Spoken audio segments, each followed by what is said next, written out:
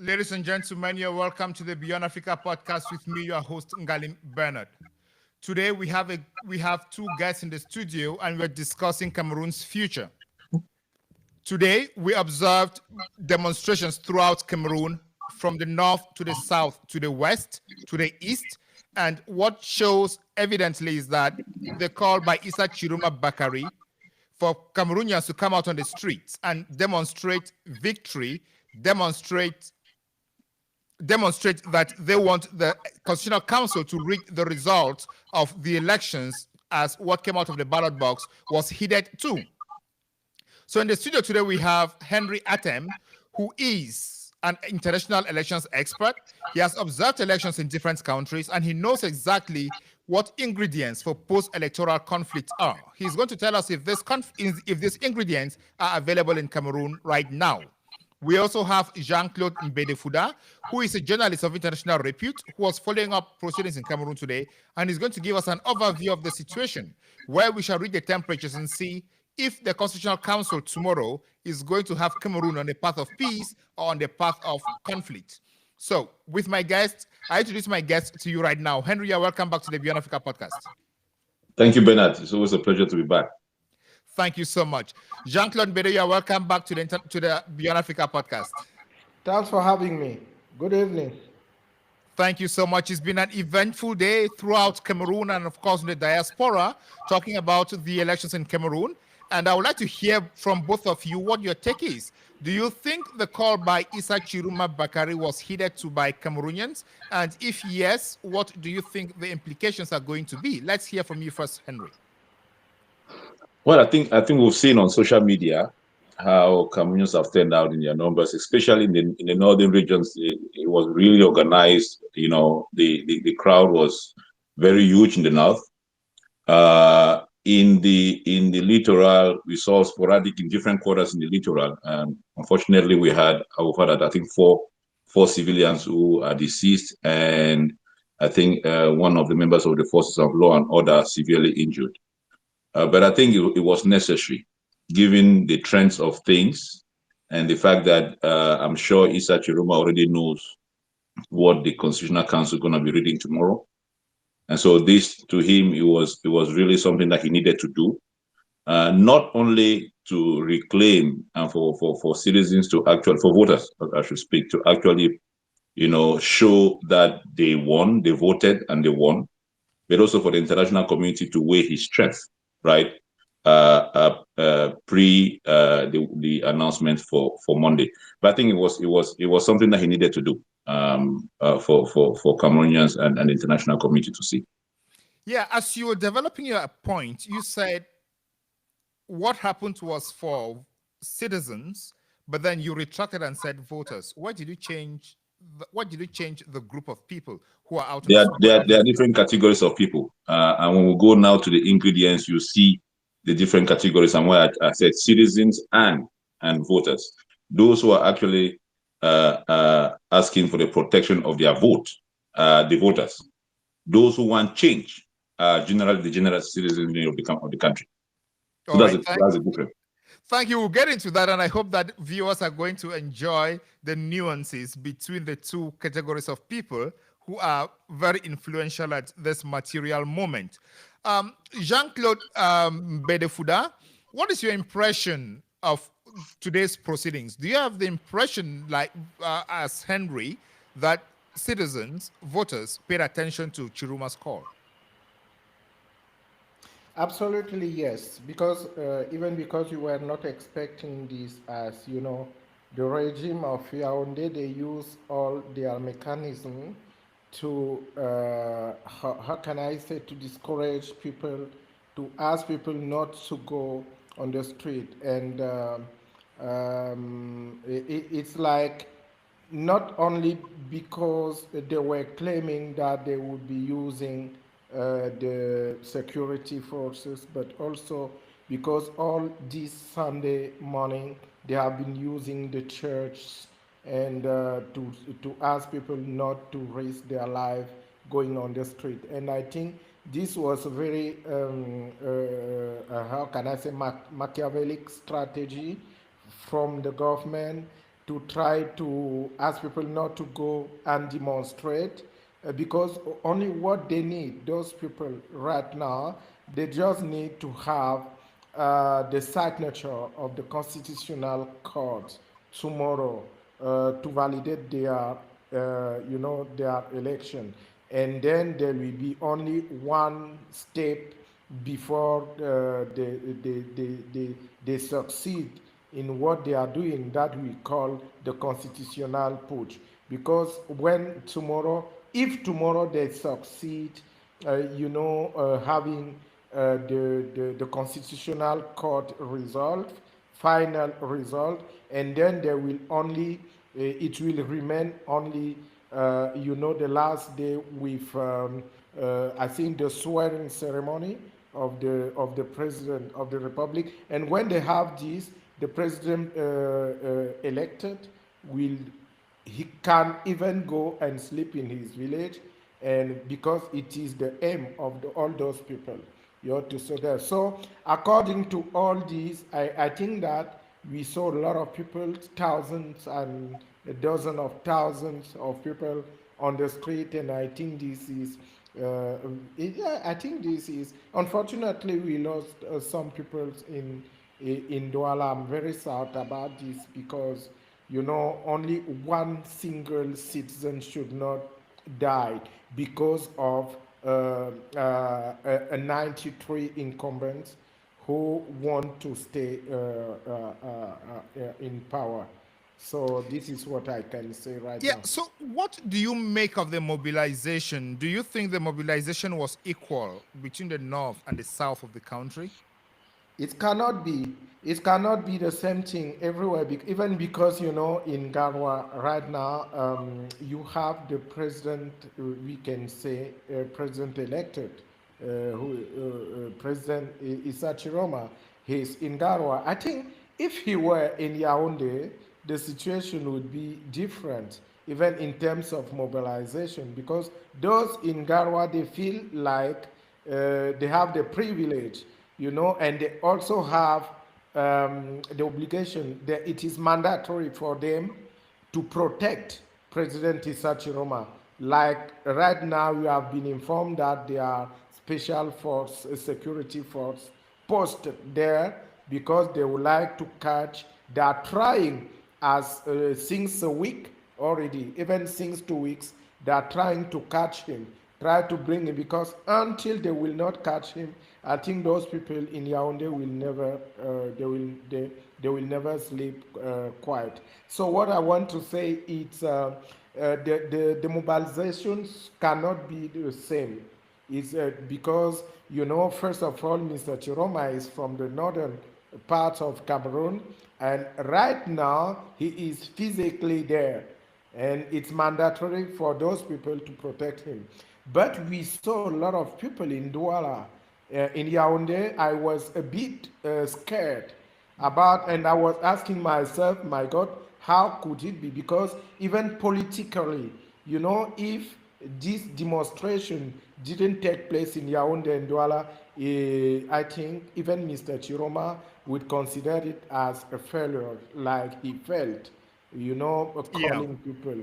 So I think having those people having demonstration in Douala and in Yaoundé, less than even, more than in Bafoussam and in the northern and north and southwest regions. So what we saw in Yaoundé and Douala, it's absolutely, I think it's something that's why I can say, I can allow me to say that it's not finished yet uh, tonight. All right, Henry. So, what we are witnessing is not new in the Cameroon political setup. In 1992, there was political agitation after the presidential election results were declared. In 2018, there was. In 2016, there was the Anglophone crisis. When you put all these together, do you have the impression that it's going to be business as usual, where after some days everything calms down and then the government continues with its business of the day? I don't think you're going to be the same. First, the pattern are not the same. The trends are not the same. Uh, I didn't hear Professor Maurice Kamto asking people to go to protest and to protect their votes. He didn't make that request. Issa Chiroma did. And now you did mention 2018. And so when you're looking at the probability of having election related violence, you look at all the triggers, starting from 2018, right? 2018 we had Professor Kamto arrested, right, jailed alongside several other MRC members. Between 2028 to 2025, you had a lot of political activities. Political parties were restricted from having meetings. So all of those things heightened the tensions in the lead up to 2025, right? And then you also had kind of an upward trend in the conflict in the Northwest and Southwest. Between that period, there was a downward trend and then an upward trend, especially after the Canadian talks failed. So the Northern and Southwest also posed a significant threat to us in the lead up to the elections. But most significantly, you had a lot of frustrations demonstrated by youths who were unemployed, poverty, social exclusion. It was more apparent, and the use of social media and advocacy in the build up to 2025, the 2025 elections, right? And when you're assessing all of that, you look at what are the mechanisms that are put in place to ensure that, most of these grievances, especially election related, are such that they can calm down any potential tension.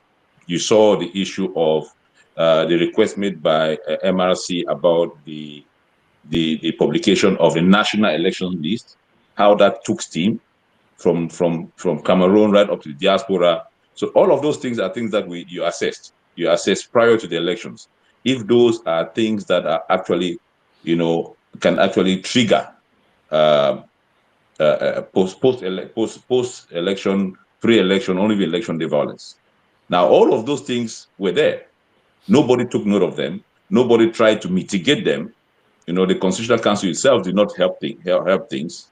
So those triggers were there, and I will tell you that a candidate like Issa Chiroma made use of them, because the population, those who had registered, and the citizens themselves were ready that if all of these things are there, no action has been taken, then we have to take our future in our hands.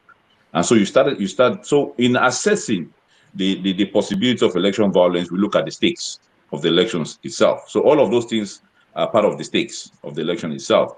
But most importantly, how the regime wants to capture the resources of the state and networks and all of that, and the urge for change by citizens, that form a major part of the stake when assessing the possibility of election violence, right? But you also look at do the citizens trust those who are managing elections? We have seen with Eleka.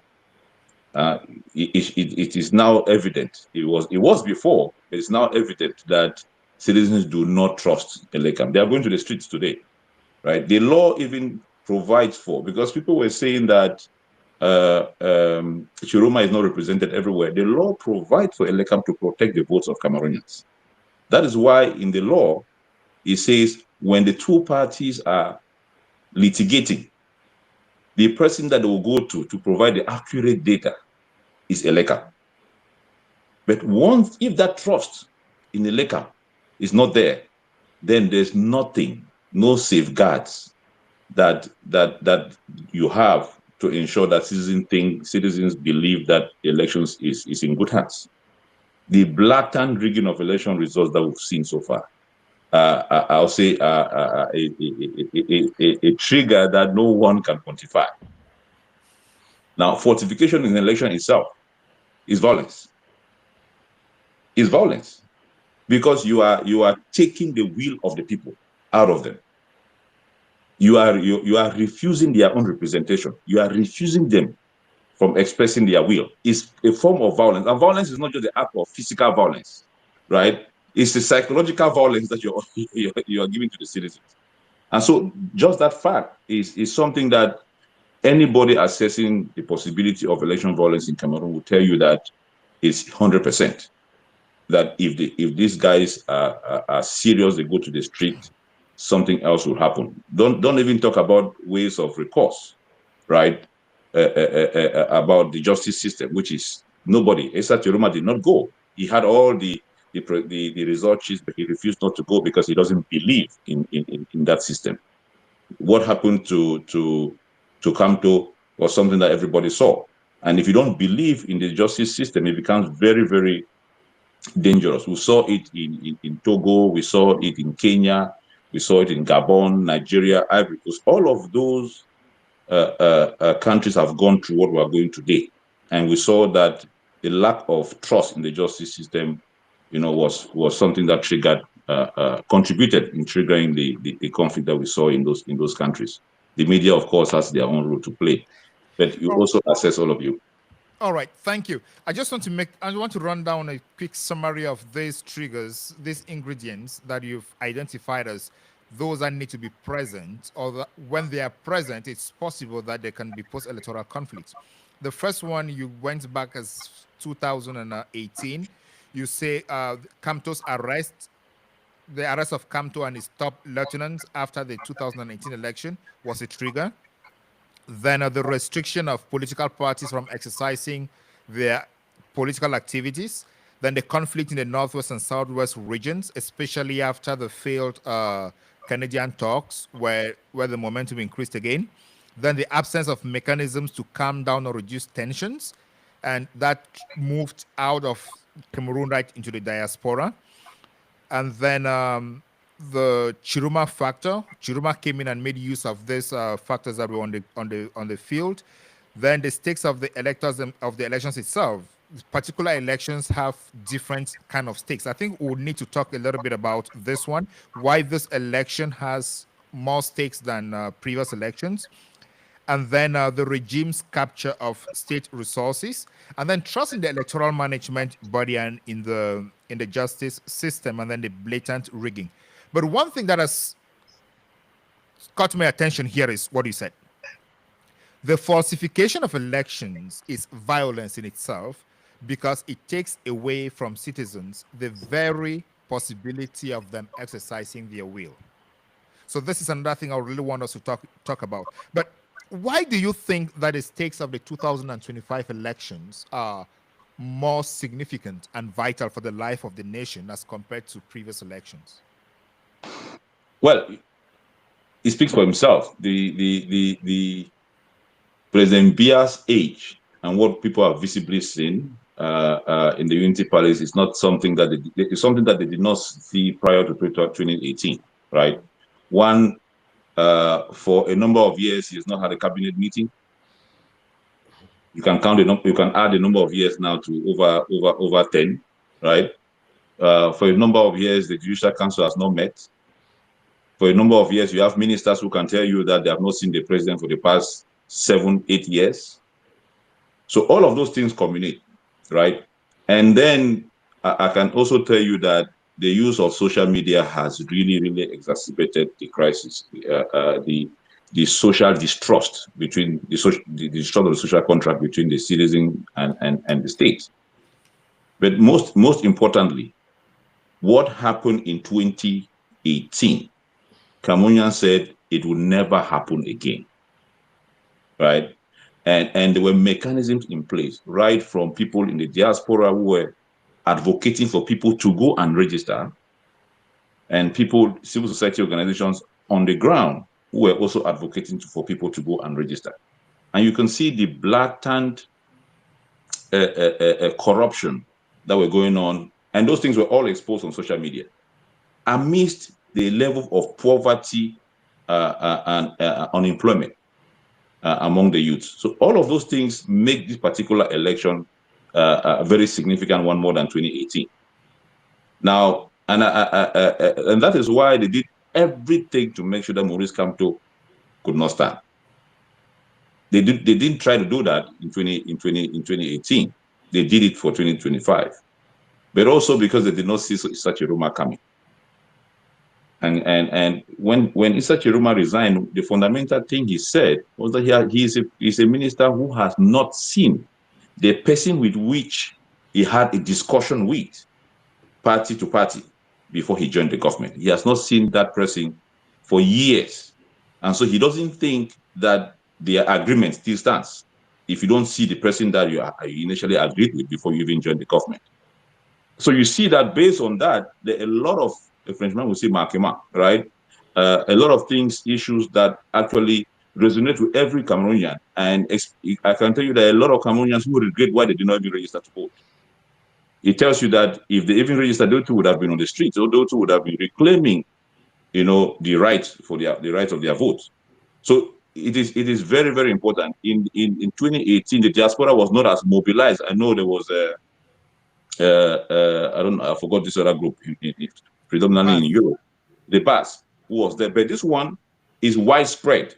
Everybody, people in the diaspora, even in Africa, Cameroonians in Nigeria, were coming out to say, I want to represent Issa Chiroma. I don't want to be paid. I just want to represent him in Abuja, right? You have people in the US, you have people in Canada, you have everywhere. That did not happen in 2018. So Jean-Claude, they were there in 2018, but they were not as vocal as they are now, right? So this time is very special. It's very special because Bia was maybe 87 in 2018. Now he's 92. So it's different. And we don't see him being 100 years old and being president of Cameroon. So the way people process all of those information makes this particular election a very special one. Thank you. Jean-Claude, dites-nous un peu, qu'est-ce qui a changé entre 2018 et 2025? On sait que la base a été très vocale, très active et présente en 2018. Mais après 2018, on a vu quelques fissures entre les grosses têtes de la base.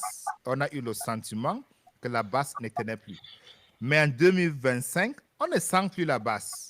C'est-à-dire que le combat n'est plus à l'extérieur, mais le combat est revenu au pays. On voit plus l'action sur le terrain. Yaoundé, Garoua, Maroua. Qu'est-ce qui a changé? Alors, ce qui a changé, c'est que justement, c'est ce que vous ne voyez pas. Vous ne voyez pas, vous vous dites qu'on ne voit plus la base. Alors, je peux vous dire que la base est plus visible que jamais. Elle est même plus présente qu'en 2018. Elle est plus active qu'en 2018 parce que vous avez vu tout ce qui s'est passé. Vous avez vu les manifestations à la diaspora. Je crois que vous avez vu même les images du Canada, de Paris. La diaspora a répondu présent. Alors, ce qui se passe, c'est que la base a décidé de ne plus agir en tant que base. La base a décidé de se fondre dans la masse des nombreux Camerounais qui se battent pour ne plus en faire une affaire de la base seulement. Et c'est ce qu'on avait reproché un tout petit peu à ceux qui revendiquaient en 2018. C'était une sorte de sortie solitaire. On avait l'impression que c'était un seul groupe et cela avait été facilité par le fait que le régime en place au Cameroun avait pris la peine d'étiqueter le candidat de l'opposition de 2018 comme un candidat communautaire et le régime avait utilisé des éléments de langage qui le confinaient à son aire géographique et à sa communauté. Et donc, ça veut dire, on disait Maurice Kamto, c'était Bamileke, et donc la base, c'était Bamileke. Et pour arriver à ces fins et essayer de contenir Maurice Kamto dans cette identité communautaire qu'on lui avait construite, il fallait qu'on le diabolise. Effectivement, il y a eu toute une grande campagne de tribalisme en 2018 parce qu'en 2018, le tribalisme a atteint son paroxysme dans tout le Cameroun. En réfléchissant en tant qu'ethnie, il y avait les invectives, les insultes. Le Cameroun était vraiment divisé. Les Bassa étaient derrière Cabral Libi, les Bamileke étaient derrière Maurice Kamto et tous les petits se croyaient obligés de voter pour Paul Biya, naturellement. Or, en 2025, ce qui s'est passé en 2025, c'est que les Camerounais ont dit on ne peut plus continuer avec le régime RDPC. première décision. Avec le régime RDPC, c'est terminé. Et ils se sont retournés vers l'opposition. Ils ont demandé à l'opposition de leur indiquer une figure, un candidat derrière lequel le peuple camerounais voulait s'aligner. Le peuple a été patient, il a supporté tous les débats qu'il y a eu, le mandat impératif et toutes les tournures que le régime avait créées et avait sponsorisées pour éloigner le peuple de l'essentiel, mais le peuple est resté patient. Le peuple a quand même douté lorsque la candidature de Maurice Kamto a été rejetée en août. Il n'y avait plus de repères. Le peuple se demandait qu'est-ce qui allait se passer. Les jeunes n'arrivaient pas à s'entendre entre eux. Les anciens n'arrivaient pas à s'entendre entre eux. Et c'est dans cet espace-là, comme la fable du voleur et l'âne, que Issa Chiroma est parti du gouvernement. Il est venu, il n'a pas proposé un programme politique. Il a dit qu'il venait pour 3 années de transition. Il a reconnu qu'il était âgé, qu'il avait une santé fragile et qu'il venait donc pour 3 années de transition pour être la figure de transition que le Cameroun n'arrivait pas à se trouver. Et du coup, tous les Camerounais se sont reconnus dans ce discours. Ils lui ont dit d'accord, transition, on fait l'audit de la nation, l'état des lieux, on évalue ce qui ne va pas, on dialogue avec tous les fils du Cameroun, on discute de la forme de l'État et puis on remet les institutions à plat.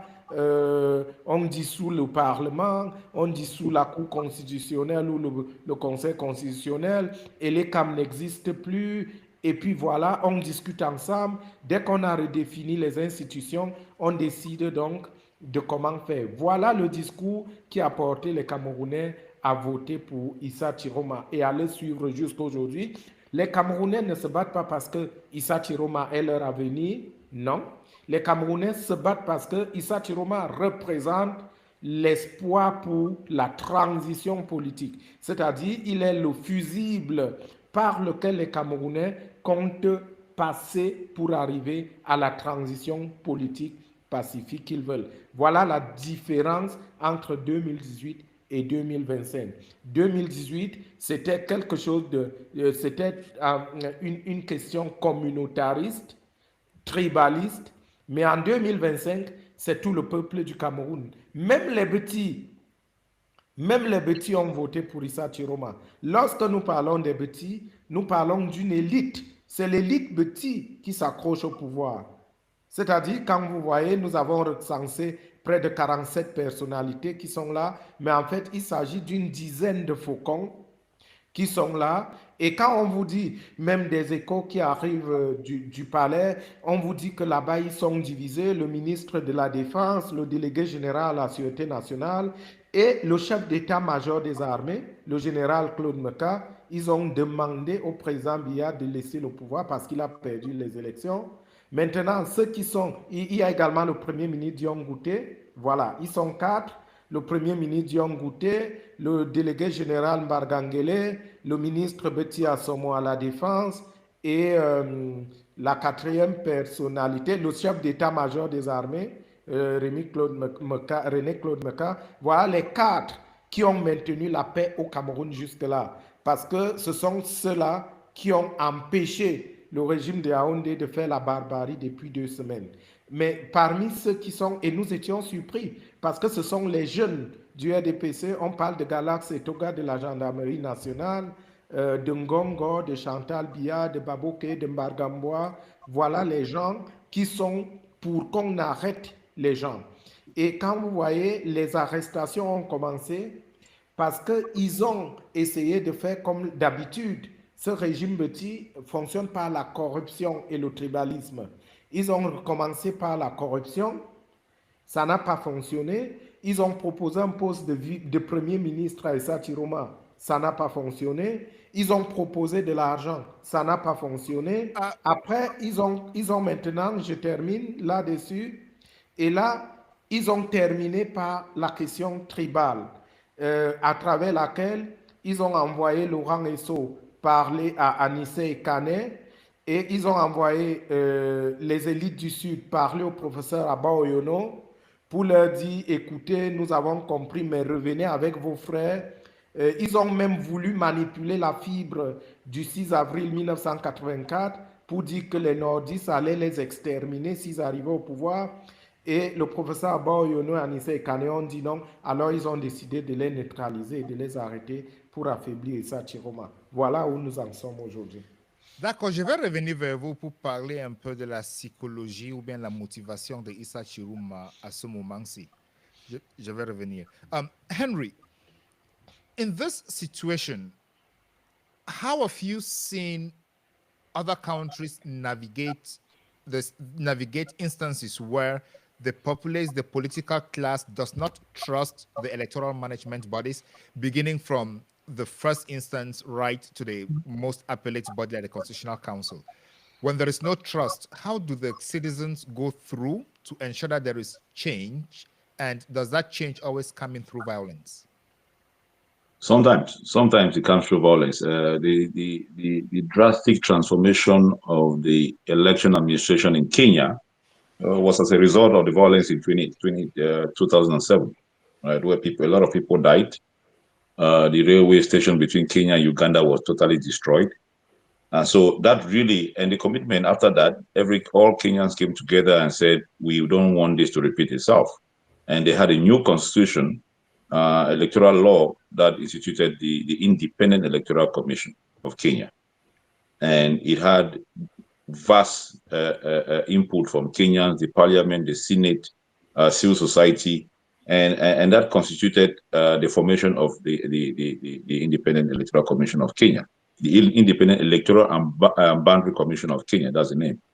And it had all powers that an electoral commission is supposed to have. Now, one thing you should realize is that there's always a tension between the post-colonial period and the democratization, the third wave that started in 1990. If you realize in all of these countries that had this problem, you had, before independence, most of these countries practice what they call multipartism, right? In Cameroon, you had the UPC, you had UC. In the southern Cameroons, you had KNDP, you had multipartism in these countries before. I'm just want to limit to Cameroon. But immediately post-independence, most of the leaders, especially the mid 60s, most of African leaders turned the multi-party systems that were existing at the time to a single party system. So from that time, the mid 60s right up to the late 80s was a single party system. And guess what? The people that even ushered in multipartism again are the same people who were actually managing a single party system.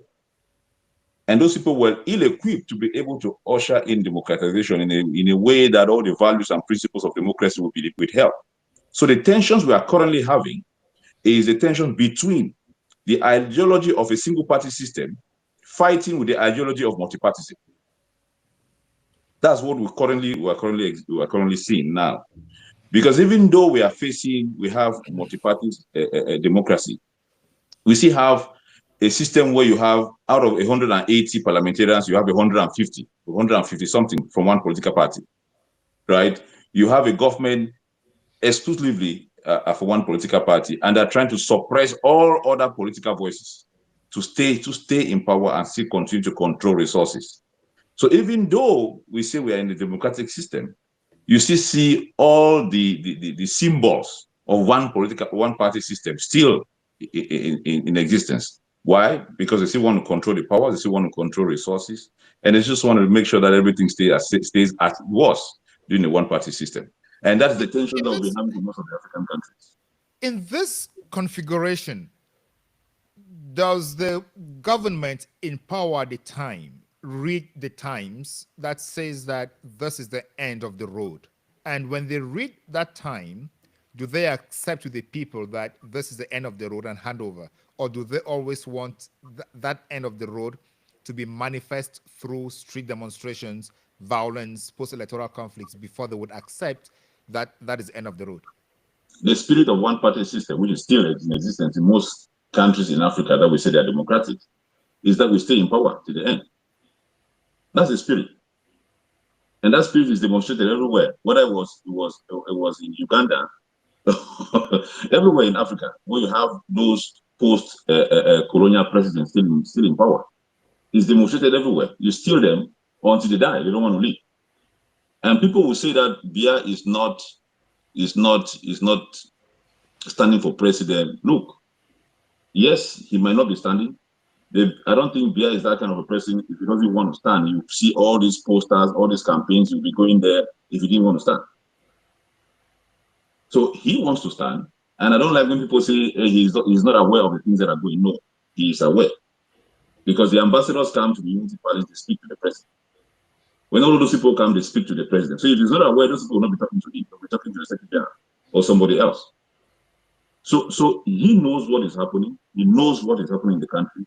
He knows that there's violence in the country. He knows that he wants to stay in power. And the only way that meaningful change has come, like the case of Kenya, we always use the case of Kenya, is that the citizens themselves said it will not happen again. It will not happen again. As we are seeing now in Yaoundé, Douala in the north, and I'm sure tomorrow will be something else also. When citizens say it must not happen again, we want meaningful reforms, we want our voices to be heard. And I'll repeat it again, that when you say violence, when you steal my vote, you falsify result, it's either structural or institutional violence. It must not be physical violence. It only turns when you use structural violence or institutional violence by falsifying votes, it turns now to physical violence. I want us to probe this a little bit.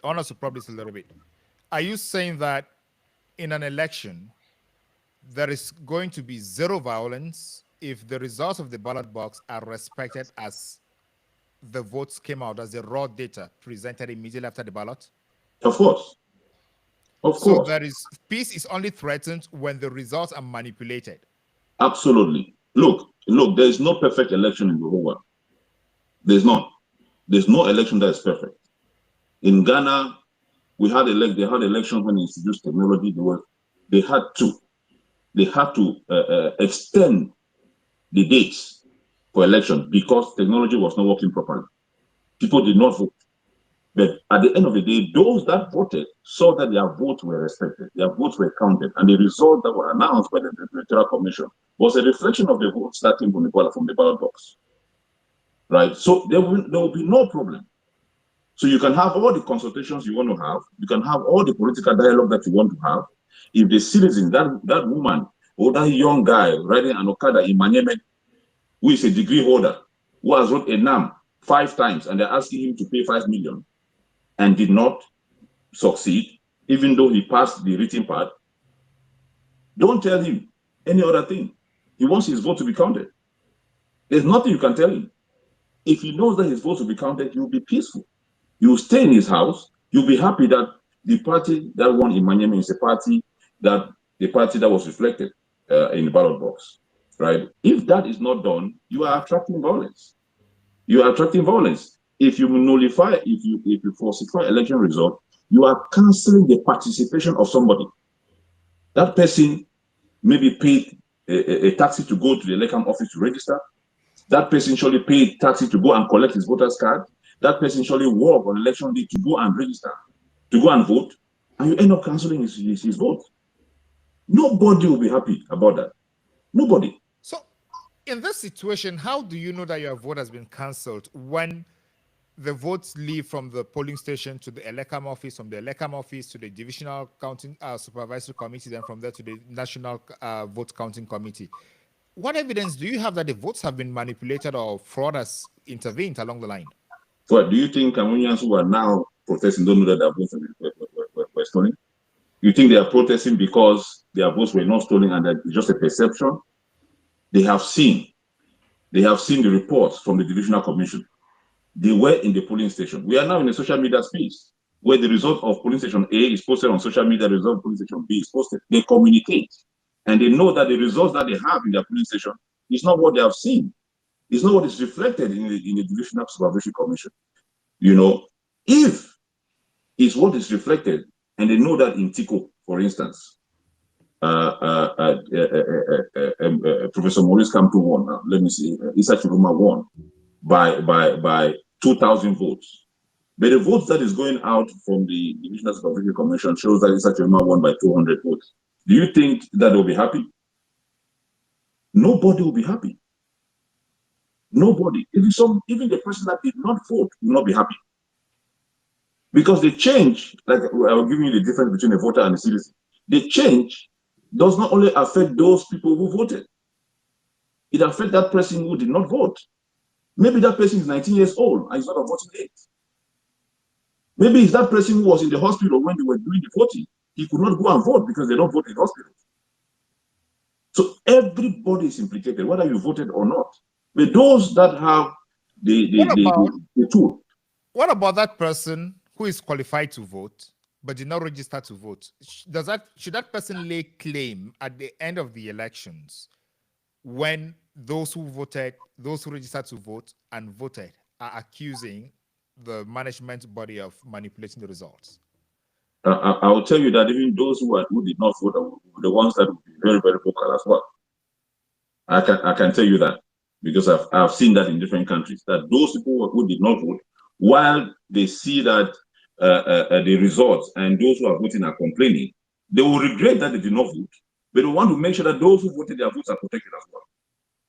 It's normal, especially when everybody wants change. The fact that you did not vote would not prevent you from clamoring for the change that everybody wants. From fighting for the change that everybody wants. So I think generally everybody wants change, but at a certain time, not everybody registers. But for now, what we're seeing on the streets of Yaoundé, in the streets of Douala, Maroua, Garoua, it's not everybody that voted, it's on the street. Those who want change that did not vote are also on the streets. Like I told you, you have somebody who's 19 years old.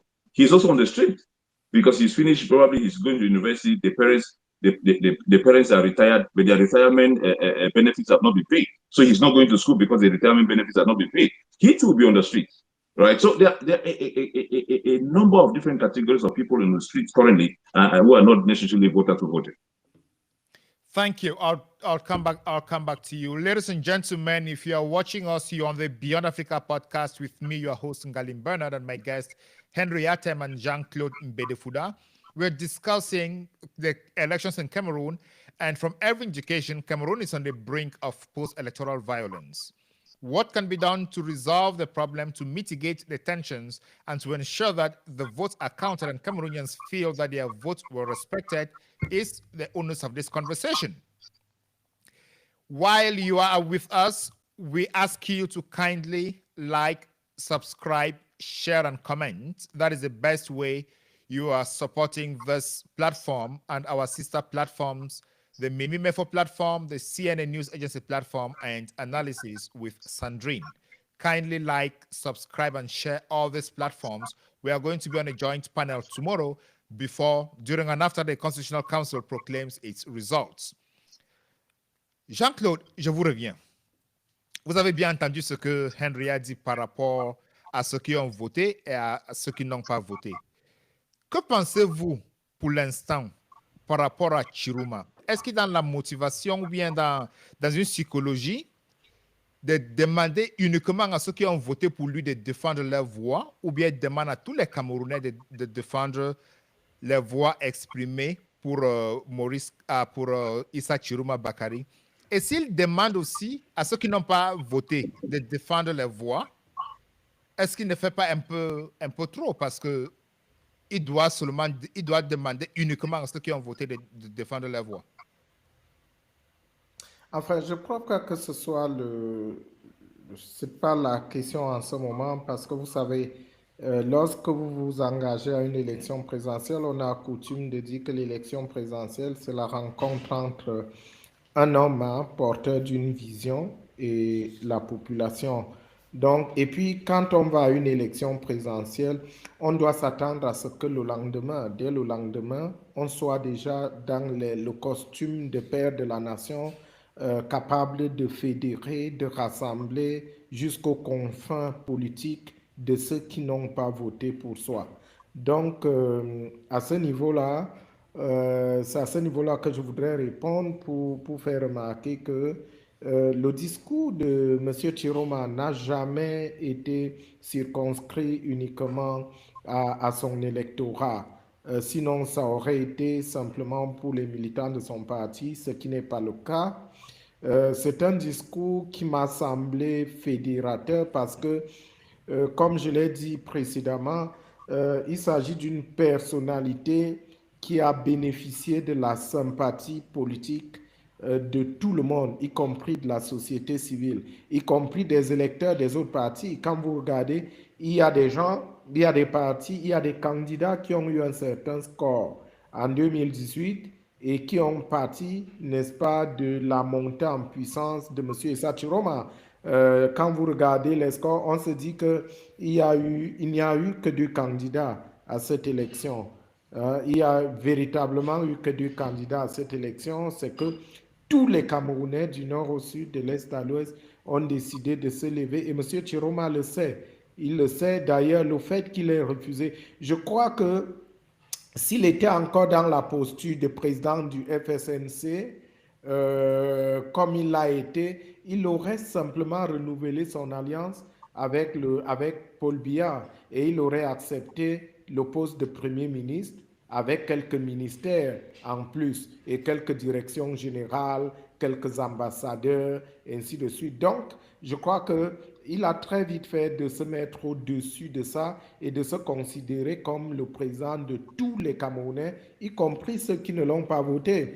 Hein, parce qu'il est convaincu qu'aujourd'hui, à l'heure où nous sommes, la majorité des Camerounais, les Camerounais dans leur écrasante majorité, ont soif de ce changement. Même s'il y a des postes de résistance, même ceux qui font la résistance, ce sont des gens qui disent, oui, nous voulons le changement, mais pas Chiroma. Nous voulons le changement, mais ça aurait été bien avec Cabral Libi. Nous voulons le changement. C'est à cela qu'il s'adresse. Pour dire, voilà, défendons notre changement. Je suis là pour 3 ans pour essayer de remettre tout sur la table, créer le dialogue, parce que l'une des choses qui font que ce régime est en train de tomber aujourd'hui, c'est son arrogance. Quand on voit comment les choses se sont passées, souvenez-vous de comment la guerre a commencé au Nozo. Ça a commencé par l'arrestation des personnes pacifiques comme Arbor, au Congo, je crois, Arbor Bala. Ça a commencé par l'arrestation et la brimade des étudiants à l'université de Boya qu'on a enroulés dans la boue. On leur demandait de boire la boue, l'eau de la boue. On filmait, on mettait sur les réseaux sociaux. Et puis, il y avait, et tout cela, ces images choquantes étaient accompagnées du même discours d'arrogance que nous entendons depuis quelque temps. C'est-à-dire, quand vous lisez Femme Dongo, quand vous lisez milice cybernétique, il n'y a que l'arrogance autour de ça. Et c'est ça qui aide les Camerounais aujourd'hui à faire chorus, à se souder autour d'Issa Roma. Et pour cette raison, il ne me semble pas que, pour quelque manière que ce soit, que le discours de M. Chiroma puisse être encore partisan. Il s'agit d'un discours qui devrait fédérer et il me semble que ce soit le cas en ce moment. Merci, merci, merci, merci. Et penses-tu que les opposants, c'est-à-dire que les autres candidats qui n'ont pas encore fait une déclaration par rapport à celui qui a gagné les élections, parce qu'ils disent que certains disent qu'ils ne peuvent pas, au moment précis, déclarer celui qui a gagné, mais eux-mêmes, ils ont tous les PV et ils voient à l'interne qui mène au moins, qui mène, et ils n'ont pas encore nous dire qui mène par rapport à les résultats qu'ils ont reçus. Qu'est-ce qui les motive de le faire? Est-ce que s'ils sortent maintenant pour dire que bon, c'est Paul Biya qui a gagné d'après ce que nous avons ici comme PV, ou bien c'est Chiruma qui a gagné d'après ce que nous avons ici comme PV? Est-ce que ça va aggraver la situation, ou bien ça va améliorer la tension dans le pays? D'abord, je voudrais dire que rien n'interdit au Cameroun que quelqu'un annonce son résultat. Rien du tout, parce que le code électoral est clair les résultats, ils sont connus, ils sont rendus publics dans les bureaux de vote. C'est-à-dire tout ce qui est fait depuis les bureaux de vote jusqu'à la Cour, au Conseil constitutionnel, en passant par la Cour, la commission communale, la commission départementale et la commission nationale, c'est simplement quelque chose pour, comment on dit, c'est une formalité pour compléter ce qui est déjà fait. Mais les résultats, ils sont connus, rendus publics le jour même du scrutin.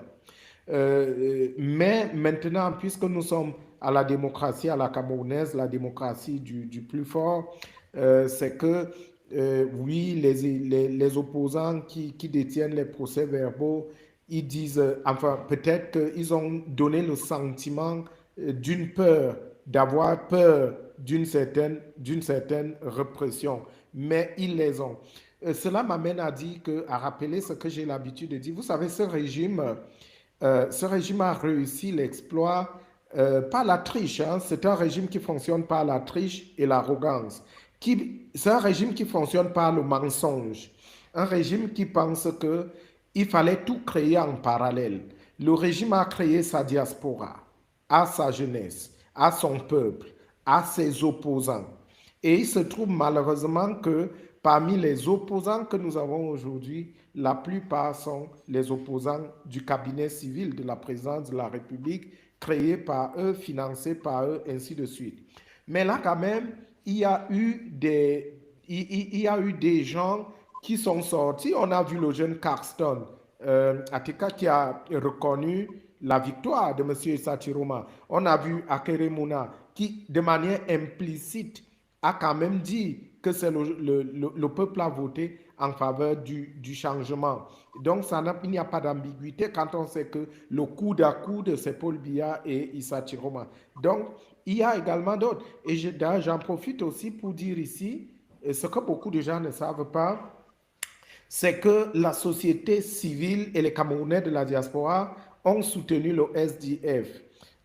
Pourquoi? Quand le SDF a déclaré d'avoir le nombre de scrutateurs qu'il fallait, nous, au niveau de la diaspora, et M. Joshua aussi a fait savoir à la diaspora camerounaise qu'il n'avait pas de moyens financiers, mais qu'il avait la ressource humaine.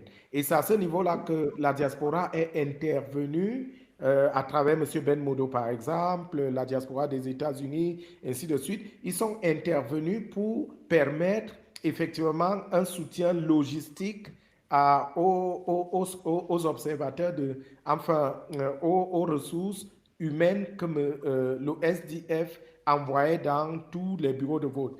Alors, c'est pour ça que vous avez vu, vous avez eu le communiqué de M. Joshua aussi, un peu ambigu, mais qui dit clairement que le peuple a voté, il connaît le résultat, il a tous les PV, mais il va rendre public les résultats qu'il a après la proclamation des résultats par le Conseil constitutionnel. C'est, on peut dire, absurde. Et la diaspora aurait pu se sentir un tout petit peu trahi parce que les résultats et les PV en sa possession sont les PV pour lesquels la diaspora avait investi pour assurer la transparence électorale. Mais bon, je peux mesurer mon propos parce que il me semble d'ailleurs que la plupart des PV compilés par le président Issa Chiroma proviennent du SDF également. Je peux l'affirmer aujourd'hui parce que je sais qu'il y a eu cette tractation. Il y a les PV du SDF, il y a ceux des observateurs indépendants comme Michel Ndoki, comme le REDAC, le réseau pour les droits de l'homme en Afrique centrale. Voilà les PV qui ont permis, effectivement, enfin, voilà les documents qui ont permis qu'on ait une vision assez claire aujourd'hui. Une chose est vraie, si on pouvait passer au recomptage des voix, je suis certain que M. Satiroma n'aurait pas de souci à se faire. Grand merci, et surtout pour cette clarification sur la provenance des PV que Issa Chiroma a publié. Il est à noter que certains partis politiques de l'opposition, surtout le SDF, a partagé certains de ces PV avec le président Issa Chiruma. Ça, c'est très, très encourageant. Et aussi les acteurs de la société civile comme les Michel Ndoki et Redak. Henry, let me come over to you. We just talking about the other opposition political parties. When you identify the lack of trust in the elections management system as an ingredient for post-elections conflict, do you think that all the opposition parties in Cameroon feel that lack of trust, show that lack of trust in Cameroon's electoral system? And if they do, why is it that at this moment, before the elections, we do not see a coalition? Why is it that after the elections, they are not coming out plainly and squarely to say that we don't trust the system? And even if we don't trust the system, these are our data, and Chiruma is leading, or whosoever is leading. Why do you think there is that hesitation? Well, first you have to ask if Issa Chiruma has reached out to each of those people. For Issa Chiruma to, of course, reach out, he also has to ascertain that these political parties actually had representation, right? You see, Jean-Claude was talking about the SDF, helping to provide some of the result sheets. So, of course, he would definitely reach out to the SDF, knowing that the SDF had representation. So, if the SDF had representations, say, like in Wuri, he will not be asking Cabral B because he's already had the one from the SDF. So he might be inclined to ask, or they might be inclined to reach out if they know that probably he's still looking for results in a particular constituency where either the SDF or the other ones that he's already working with have not provided such data. So that I think that's it. Now on the other side about them coming out, of course, Cameroon has a number of political parties that you only see them when presidential elections come up, right? So I do not really judge some of those political parties because some of them are visibly tied to the regime when you hear them talk, right? You don't see them coming out to even talk about election integrity. You don't see them coming out to talk about anything that Cameroonians are now clamoring for. But if you see that Barrister Akerim came out, you've seen Yodi put up a statement, you've seen Cabral B put up a statement, so you've seen all those political parties that actually want to do something. The new ones also want to make themselves known, coming out to make some statements. But of course, you will not see some coming out because you can call them political parties that are seasonal. They just come out and disappear. You never see them again. So what we want to see, there are some political parties that we expect them to make some comments, and we've been seeing that. The ones that we've not seen, Bello Buba made a statement, but it was still towards we should just wait for the Constitutional Council to proclaim result. We should be calm. Others have made the statement that also mentioned that, but also mentioned that Cameroonians have spoken that the Constitutional Council should respect the wishes of Cameroonians, but you've not seen that from others as well. So from those different statements, you can tell where some of them are leaning towards. You can also tell why the coalition could not happen, because you see from those statements, it also speaks for the statements speaks for themselves, that there are some that visibly would not even accept the coalition. So, from what you've seen today, the mobilization so far throughout the country, what do you expect to see tomorrow at the Constitutional Council? Do you expect more mobilization? Do you expect people to come out and say, we don't believe in these results? Or do you expect the Constitutional Council to say, okay, Chiruma won? I do not see the Constitutional Council say Chiruma won, because the Constitutional Council has not the tools to make that determination. The Constitutional Council, the way the chain of election result processing has been laid down by law, they receive what has been submitted to them from the National Vote Counting Commission. And once they receive that report, they open up election litigation. And from the election litigation and the report that from the National Commission, they make a determination on who won. Now, most of the election litigation is over. Everything was irreversible, non-receivable. And so they will definitely publish what has been submitted to them from the National Vote Counting Commission. That is what apparently will be happening tomorrow. Of course, Cameroonian citizens will go out tomorrow. The expectation is that it will be more than today. When you look at the deployment of the military, the police, the gendarmerie, it will be more tomorrow. Because of course, you also have to know that they are also managing their own resources too.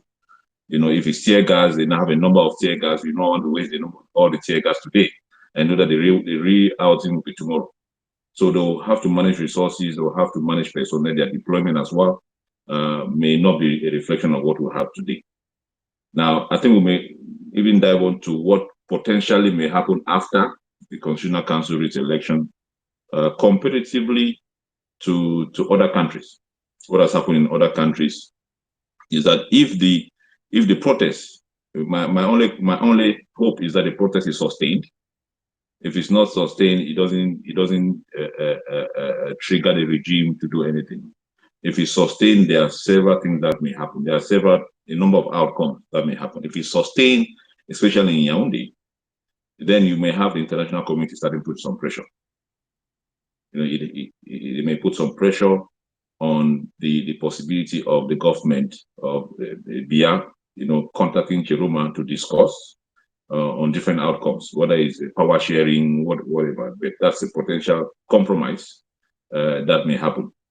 The second is that go ahead. You are muted. Thank you. So what does it take to sustain such a protest? Well, a lot of things. I think Jacques will definitely know that, but a lot of things. It's a debate that we've had in different spaces on how to sustain a protest. In different countries, Issa Chiroma called for the protest, right? So if it's supposed to be sustained, you will have a part to play. In other countries where the civil society called for the protest, it is generalized, it is well managed. They provide food, they provide water, they provide ways to which you can prevent tear gas from affecting you. So all of those things are coordinated to be able for it to sustain. The Arab Spring, you could see that happening. So in other countries where the civil society actually triggered a protest is well organized, and they have mechanism to make it to sustain. For the case of Cameroon, the current one that we're facing, Issa Chiroma will have a role to play. The other political parties will also have a role to play for it to be sustained, right? So I think that is what will need to be done. The diaspora, Project C, everybody, their platforms will have a role to play for it to be sustained. But one thing that we'll have to also take into account is that if you see a bike rider riding a bike in Douala, that bike, when they move the bike from one location to the other, it takes fuel, right? It takes fuel. And after 3 days, that bike rider knows that he was supposed to have, brought 1,000 francs to the house for them to eat. After 3 days, if he cannot get that, it becomes very problematic. So a well-coordinated protest, if you cannot sustain it, you can give bike riders a little bit of fuel. It will motivate them to continue doing what they're doing. So I think there should be a way. But one of those things that is very important is the platforms. The Issa Chiroma himself has a key role to play for that to sustain. Thank you. Jean-Claude, before I go to Jean-Claude, I want to share a video here that is reported to be from one of the police stations. And it's a protester who was arrested and taken to the police station and is apparently being tortured. But he... Un engagement citoyen. Président Issa Chiroma Bakary, on veut le changement. On veut le changement. On veut Issa Chiroma Bakary. Issa Chiroma Bakary. Ce que vous voulez. Tout ce que vous voulez. Président Issa Chiroma Bakary. Si l'armée est oppressive, il n'y a pas de problème, on subira. On va subir, mais on aura le président Issa Chiroma Bakary. Si l'armée est oppressive, c'est son droit. C'est bon, non? Maintenant, faites vite, rapidement, on fait le BF. Frappez-moi. Je ne prends jamais le gros. Enlève les mains sur la face alors. Lui, enlève les mains sur la face. Président Issa Chiroma Bakary.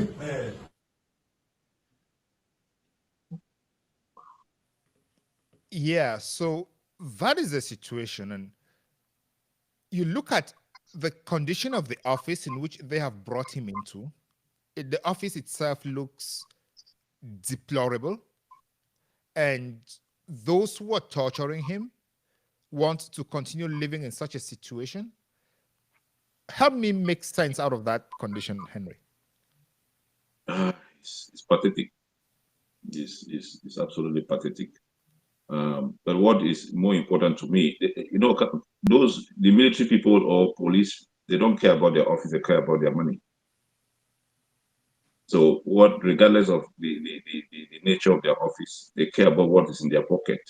They don't care about their money. They care about what they get from Cameroonians when they're going out to control vehicles, what they get from it. They don't care about their office. But what is very interesting is the courage of that Cameroonian, telling them in that dungeon where he finds himself that I am for Issa Shiroma Bakari, I am for change. And I'm sure the police officers themselves who were there were very surprised by the courage of the young man.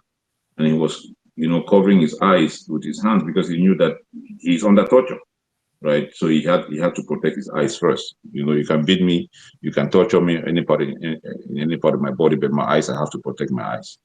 But it tells you how courageous Cameroonians have become. It tells you that they are ready to die for their country. It tells you that they're ready to die this time for their rights, whatever the case. And I see tomorrow being more intense than today.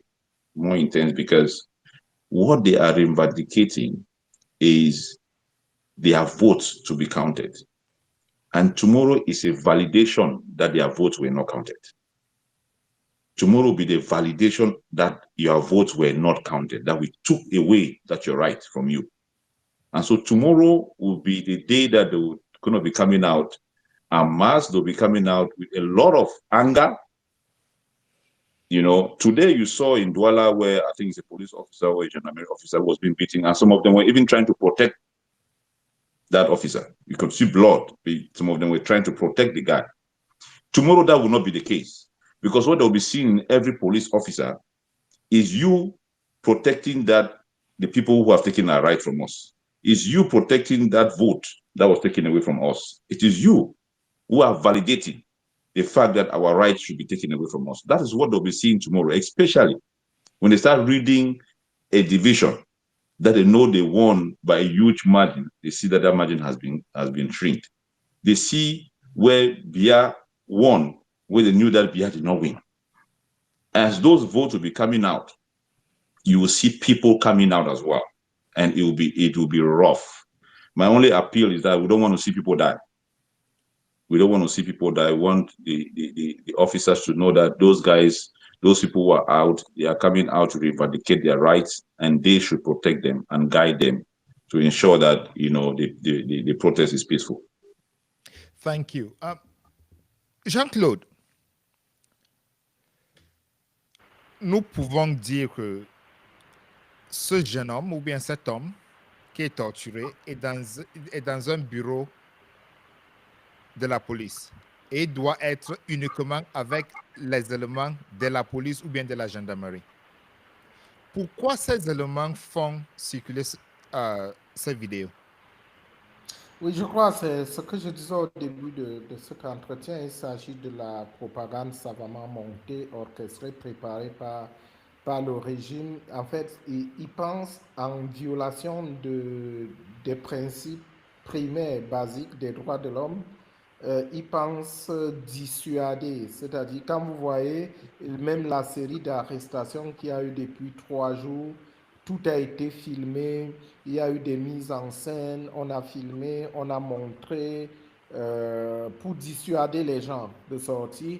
En fait, là, ils ont été pris à leur propre jeu parce qu'ils s'attendaient à ce que le monsieur commence à renier son combat et ses convictions pendant qu'il filmait. Et là, ils ont été plutôt surpris, comme le disait Henri tout à l'heure, ils ont été surpris de voir le courage de ce monsieur qui est déterminé à partir...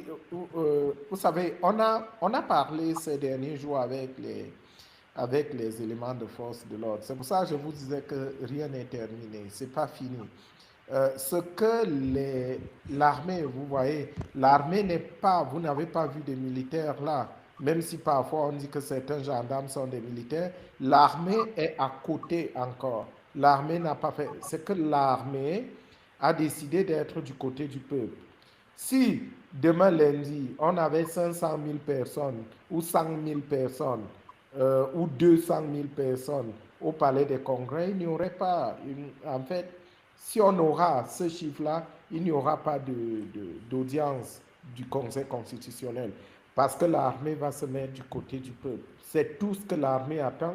Que, alors, parce qu'il y a des détails, c'est pour ça que j'aime souvent aller les chercher. Il n'y a qu'à cette élection, Issa Chiroma a gagné dans presque toutes les casernes militaires, là où les militaires votaient. Ça, c'est symptomatique et c'est ça qui a poussé le chef d'état-major René-Claude Meka à s'aligner avec le ministre Betty Assomo pour dire qu'il ne fallait pas que l'armée intervienne. Donc, à l'heure où nous sommes, la chose dont je peux parler, ce que je peux dire avec conviction, c'est que l'armée ne peut pas intervenir à l'heure qu'il est. Mais, en revanche, il n'est pas interdit que l'armée intervienne demain ou après-demain. C'est-à-dire pour mettre un terme à ce qui est en train de se passer. Voilà, c'est ce que je pourrais dire pendant qu'on avance là dans le débat, parce qu'au vu des images comme celles qui viennent de se passer, on ne devrait pas en enregistrer dans un commissariat ou dans un poste de gendarmerie. On ne devrait même pas filmer quelqu'un qui a été arrêté au cours d'une manifestation dans un pays de droit, dans un pays dit démocratique. On devrait d'abord respecter le droit à la manifestation. Et puis maintenant, si on interpelle des gens pour les entendre, on ne devrait pas les soumettre à ce type de torture et d'humiliation parce que même en temps de guerre, il existe le droit humanitaire international et il existe le droit de guerre. C'est-à-dire que même si vous attrapez un militaire ennemi, vous devez le protéger, protéger son intégrité, protéger son image, ainsi de suite. Donc, je crois que ça, ce qu'on vient de voir, n'a pas lieu d'être. Mais malheureusement, le régime arrogant des Yaoundé pense que la loi, c'est pour eux. La loi, c'est eux. En fait, ils ne font aucune attention par rapport à la loi. Ils se disent que la loi ne peut pas les frapper. Ce sont eux qui décident. Ils décident de faire ce qu'ils veulent. Il n'y a plus d'État. L'État n'existe que parce que c'est eux à ce moment-là. Donc, voilà ce qu'on est en train de faire. Et c'est pour ça que je répète, je ne fais pas de prophétie, je fais des analyses et j'essaie de dire ici ce que je sais en parlant avec beaucoup de personnes, même avant de venir à cette émission. Je peux vous dire que ce n'est pas fini et qu'on n'est pas loin. L'armée, hein, sa neutralité ne souffre de rien. Là où nous sommes, tout ce qu'il y a, c'est qu'il va falloir, tout va se jouer au niveau de la foule. Et là, on craint aussi que ce qui s'est passé ce soir ne soit qu'une sorte d'échauffement, hein, par rapport à ce qui pourrait advenir dans les prochains jours. Parce qu'aujourd'hui, les gens sont sortis malgré le fait qu'on les a dissuadés par de nombreuses arrestations les 3 jours qui ont précédé la journée d'aujourd'hui. Toute la matinée, les églises catholiques de réveil protestantes ont passé des messages vendredi. On a forcé les imams à lire des messages pour dire qu'il ne fallait pas sortir, ainsi de suite. Et puis on a monté des cordons de sécurité pour empêcher les gens, pour les intimider en quelque sorte. Donc malgré toutes ces intimidations, malgré la propagande mal ficelée du régime, les gens sont sortis. Et le fait que les gens soient sortis aujourd'hui, malgré les décès enregistrés, pourrait donner des idées à ceux qui ne sont pas sortis pour qu'ils sortent en masse. Et je peux vous dire que si les gens sortaient en masse, ce régime tomberait. Mais il n'est pas exclu d'ailleurs qu'il se passe quelque chose cette nuit à Yaoundé. Et puis, retenez ce que je vous dis là. Il n'est pas exclu qu'il se passe quelque chose. Il n'est pas exclu qu'il se passe quelque chose demain, même après le Conseil constitutionnel. Et surtout, il n'est pas exclu que l'armée dise son mot. parce que rien n'est fini. La chance que le Cameroun a, c'est qu'il dispose d'une armée avec beaucoup d'intellectuels. Hein. C'est-à-dire que des sous-lieutenants jusqu'aux généraux, c'est pratiquement les intellectuels. Ajouté à cela, le chômage au Cameroun fait que les jeunes qui sont recrutés dans l'armée, c'est parfois des jeunes qui sont super diplômés, mais qui se retrouvent comme des militaires de rang. Donc là, nous avons affaire à une armée qui est très préparée intellectuellement et qui comprend les problèmes de la population et qui est prête à jouer son rôle pour protéger. Souvenez-vous que le colonel Atom Fak, le porte-parole de l'armée, avait déjà dit que l'armée ne peut pas, enfin, un militaire n'est pas obligé d'obéir à un ordre qui est illégal. Parce que si un militaire obéit à un ordre illégal, il va en répondre personnellement. Donc pour moi, rien n'est encore joué. Et les gens qui pensent au niveau du RDP, c'est qu'il va suffire que demain la Cour constitutionnelle se réunisse, le Conseil constitutionnel se réunisse pour proclamer les résultats et ça va s'arrêter là. Je crois qu'ils sont assez naïfs. Ils ne font pas attention pour lire les signes des temps, pour savoir d'où est venu Chiroma, d'où est-ce qu'il tire sa force, y compris mentale et psychologique. Quand vous voyez parce qu'il faut avoir une certaine sérénité pour faire ce qu'il fait. Aujourd'hui, il s'est exprimé 2 ou 3 fois. Voilà, il s'est exprimé par vidéo, par un communiqué et par un message, un autre message pour les réseaux sociaux. Donc je crois que, voilà, ceux qui ne voient pas, il est serein, apparemment, il dégage une certaine sérénité qui inquiète Yaoundé. Et c'est pour ça qu'ils pensent que tant qu'on n'a pas mis la main sur lui, ça va être difficile. Or, ça va être très, très difficile parce que depuis 2 semaines, on tente de l'interpeller et chaque fois, on bute sur 50 000, 100 000 personnes qui vont faire attroupement autour de sa maison. Et ça va être très difficile de l'interpeller. Et là, on court le risque, au cas où le statu quo perdu, on court le risque d'une sécession, d'une scission du pays encore. Hein, parce que, et ça pourrait être très dangereux, parce que c'est une zone en proie à Boko Haram, c'est une zone où il y a pas, les rebelles soudanais ne sont pas très loin, hein, qui est frontalier avec le Tchad, avec des gens qui anthropologiquement, sociologiquement, se reconnaîtraient mieux à Issa Chiroma Kapol Biya, par exemple. Donc je dis, les gens de Yaoundé, ils sont en train de prendre un risque important en faisant l'arrogance. Moi, je crois qu'ils ont encore le temps de se rebiffer et de corriger les erreurs qu'ils ont commises et de quitter le pouvoir. Parce qu'ils ont perdu cette élection, mais de manière écrasante. Et le peuple camerounais n'a pas l'intention, d'après ce qu'on voit, d'abdiquer cette fois. Quand vous écoutez les vidéos et tout. D'accord. Merci. Henry, when we watched the first image or the first video of the gentleman, though he was in the dungeon and being tortured, he said, Chiruma, nothing. Then this video on Angie Fobbin's Facebook page shows a neighborhood in Garua in which citizens have built a security cordon between Chiruma's residence and the external world. And here they are facing the military, facing the gendarmes with the water cannons and all the other equipment that they have. At this point, what do you think is going through Cameroonians' minds that you see such determination? Well, you realize it. I don't know if can you hear me? You are on, yeah. Okay. You realize that in 2018, Professor Kamto was picked up at his residence, and there was nobody in front of his house to protect him. This time, Cameroonians, especially those of the north in Garua, have learned from that. And they know that the same Professor Kamto announced his victory in the immediate past election day. Issa Chiroma has done the same.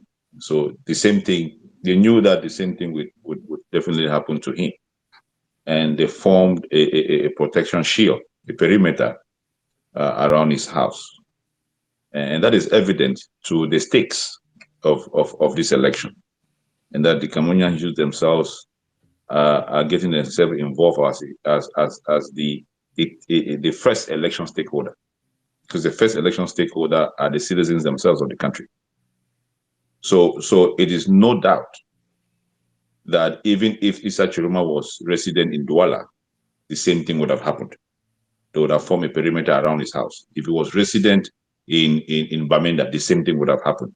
We also saw a demonstration in Tombel, in the Southwest Street. So that tells you how Cameroonians they are not only revendicating that their voices expressed in the polling station is heard, they are also hearing the call of their leader, the call of the one that they are supporting, the one that has promised to be the transition lead, the transition president. So everywhere that this guy would have found himself, he will be protected by citizens, he will be protected by Cameroonians. So whatever the regime would do, and the regime may just make it worse if they arrest Issa Chiroma. Let them not think that it was what happened in 2018, where a few people went to the street to reivindicate the release of Professor Kamto, and after 3 days, they arrested a few and everything died. That would not be the case. Kamto did not call for people to go out and reivindicate their votes. Issa Chiroma did. Kamto did not, after announcing that he won the election, constantly come to the media and use social media the way Issa Chiroma has done. So the government will be very, very careful. If they arrest Issa Chiroma, they will just escalate the issue. So on this, what are you saying? Are you seeing an arrest of Issa Chiroma, a non-arrest of Issa Chiroma, or they just maintain the gendarmes around Issa Chiroma's residence as they did in 1992 with John Frundi, and life goes on in Yaoundé? Well, Issa Chiroma has said in his own words that there are attempts to arrest him, and that justifies why you find people around his residence, protecting him, forming a shield around his residence. He has said it himself. And don't forget that he was a member of government for so many years, and he's built his own security network within the government itself. I can tell you that even people in Etudi are calling Issa Chiroma, right, to tell him things that will happen. So he has his own information. For him to come out and say that there are attempts to arrest him, it means he has reliable information for that. So of course you find, but like I said, Bernard, if they do arrest that guy, they would have just escalated the issue, because these people on the streets now, they are not for Issa Chiroma only, they are for change. He represents that change. So when you arrest him, you think that you've arrested the change? No, you've not arrested change. The change that they're vindicating will still be there. They will still be going out on the street for that change. It's not about Issa Chiroma anymore. He himself has said that it's not about him. It's about the people who are asking for change. So if they want to arrest him, they should be prepared to arrest the people as well. So it's a very dying moment for Cameroon now. And my hope is that the armed forces, the forces of law and order, protect the citizens, know what will escalate to real violence, real war, and prevent it. And arresting Issa Chiroma will be one of those. Are you seeing a situation where the forces of law and order can say, government officials, you're giving us these instructions to do this, but we are not going to do it because it's only going to escalate the situation? Now, like I said, Bernard, one of the outcomes would be that either there's power sharing or the military will take over if it's protected. If the protests continue and there's no headway, the military may come in. Like Jean-Claude said, today you've not seen the military. I can also tell you that in Madagascar, that was 2001, there was a lot of international pressure when there was election violence in 2001. And the international community tried to intervene to say the candidates should dialogue. That did not occur. The political actors tried to intervene. It did not occur. The military took over. And guess what? They handed to the opposition leader the position. So I know that you are privy to some information about the Canadian dialogue between the government and Ambazonia that finally fell through and did not happen. Do you foresee such a situation right now that if forces come together to say, okay, government, sit and talk, the government will still be sitting on that high pedestal to say, no, we cannot talk, or the facts on the ground show that they will be bent and agree to talk? usually the military will not come to tell you that to ask the government to sit and talk. The military doesn't do that. The people that ask the government to sit and talk are the international community, political actors. When the military comes in, they come in to neutralize, to say, government, you out, opposition, you out, we are taking over, to normalize things. And when they do that, like I said, in Madagascar, they did that. They came in, they removed the president, removed everybody. And after, I think, few months, it was 3 months, they handed it over to the opposition. The opposition candidate, who was also revendicating that he won the elections. So it's something that may happen, but it also depends on how the military, like Jean-Claude said, the military is very intellectual. It has a lot of intellectuals in the military. We have a lot of intellectuals in the military.